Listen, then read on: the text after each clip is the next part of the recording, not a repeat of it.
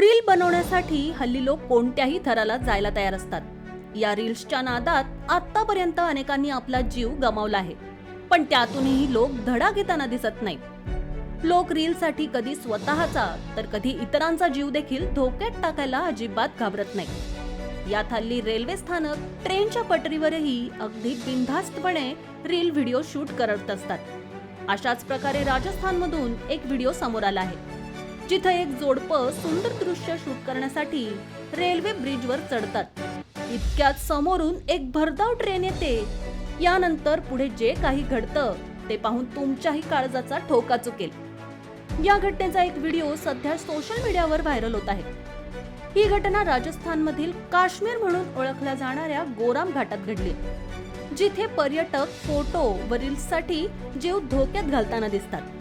अनेक पर्यटक धोकादायक ठिकाणी जाऊन अपघाताला बळी पडतात.